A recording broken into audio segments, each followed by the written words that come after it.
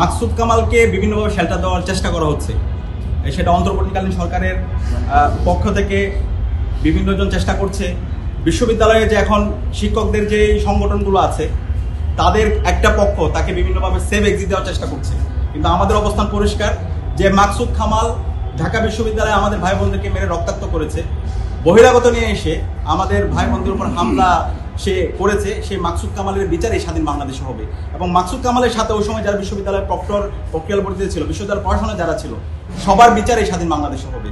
তারা এই বিশ্ববিদ্যালয়ে রক্তের দাগ লাগিয়েছে, আমাদের ভাই বোনদেরকে রক্তাক্ত করেছে। আমরা যখন হাসপাতালে যাচ্ছিলাম, সেই হাসপাতালে ইসরায়েলিরা যেভাবে ফিলিস্তিনের উপর হামলা করে ঠিক একই কায়দায়, তার চাইতে বর্বর কায়দায় আমাদের ভাই বোনদের উপর হামলা করেছে। শুরু থেকে শেষ পর্যন্ত নীতি নির্ধারণ এবং মাঠ পর্যায়ে সমন্বয়ের সাথে আমি যুক্ত ছিলাম।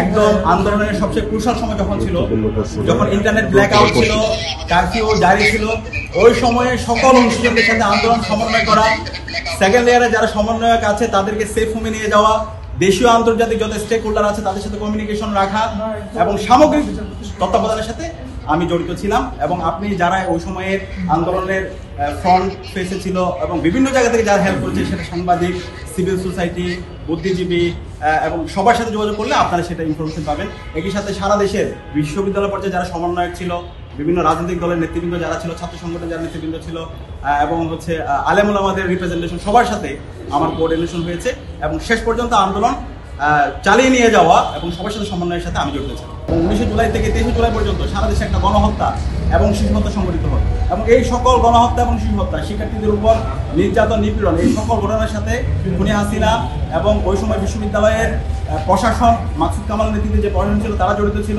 ছাত্রলীগের কেন্দ্রীয় সভাপতি, সেক্রেটারি সাদ্দাম, ইনান, শয়ন এবং সৈকত, একই সাথে যুবলীগ এবং মহানগর ছাত্রলীগ এবং ওই সময় যে প্রশাসনে যারা বিভিন্ন পুলিশ, র্যাবের বিভিন্ন পর্যায়ের যারা দায়িত্বে ছিল, সবাই এই সাথে জড়িত ছিল।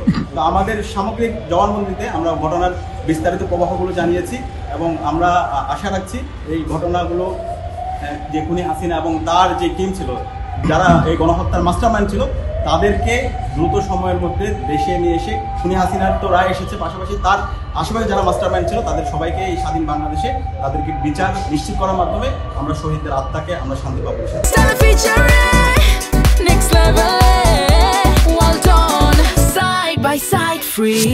হাসিনা যখন আমরা যৌক্তিক আন্দোলন করছিলাম, সেই যৌক্তিক আন্দোলনকে 14 জুলাই সেটাকে রাজাকারের সাথে তুলনা করেছিল এবং এর প্রেক্ষিতে সেদিন ঢাকা বিশ্ববিদ্যালয়ের শিক্ষার্থীরা প্রতিটা হল থেকে তারা স্লোগান দিয়েছিল, তুমি কে আমি কে, রাজাকার রাজাকার স্লোগান, এবং পুরো ঢাকা বিশ্ববিদ্যালয় ক্যাম্পাস থেকে মুখরিত হয়েছিল।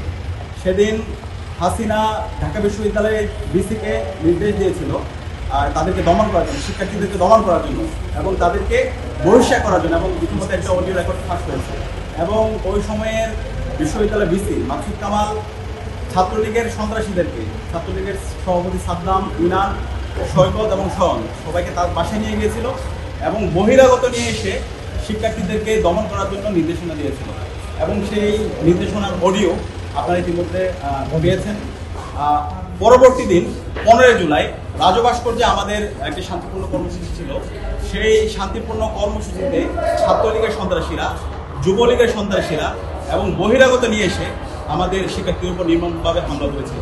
এবং যখন আমরা আমাদের আহত ভাই বোনদেরকে নিয়ে হাসপাতালে যাচ্ছিলাম ঢাকা মেডিকেলে, সেদিন আপনারা দেখতে পেয়েছেন ঢাকা মেডিকেলে দফায় দফায় আমাদের ভাই বোনদের উপর হামলা করা হয়েছিল। আমরা যখন যারা সিভিয়ার আহত আছে তাদেরকে নিয়ে বিভিন্ন প্রাইভেট ক্লিনিকে যাচ্ছিলাম, সেখানেও আমাদের উপর হামলা করেছিল। এবং এই সকল হামলাগুলো মাকসুদ কামালের নির্দেশে এবং হাসিনার নির্দেশে এবং ওই সময়ে এই হাসিনার ওভারঅল যে প্ল্যান, সেই প্ল্যানের যারা সহযোগী ছিল, ওবায়দুল কাদের এবং বাহাউদ্দিন নাসিম যে এই এলাকার এমপি ছিল, তাদের নির্দেশে এবং যুবলীগের যারা সভাপতি ছিল, মহানগর সভাপতি এবং ছাত্রলীগের মহানগর সভাপতি, সেক্রেটারি সহ সবার নির্দেশে। এবং ওই দিন আমাদের সায়েন্সের যে 3টা হল আছে, শহীদুল্লাহ হলে দফায় দফায় শিক্ষার্থীদের উপর হামলা করা হয়েছিল। টাঙ্গারপুল থেকে বহিরাগত নিয়ে এসে আমাদের ভাই বোনদের উপর হামলা করা হয়েছিল। হাসিনার গণহত্যা, শিশু হত্যা এবং জুলাইয়ের আমাদের শিক্ষার্থীদের উপর যে নির্যাতন, নিপীড়ন, এটার যারা সহযোগী ছিল হাসিনার সাথে, ওবায়দুল কাদের, বাহাউদ্দিন নাসিম এবং ছাত্রলীগ, যুবলীগ, মহানগর পর্যায়ে যারা নেতৃবৃন্দ ছিল, তাদের বিরুদ্ধে আজকে আমরা জবানবন্দি দিতে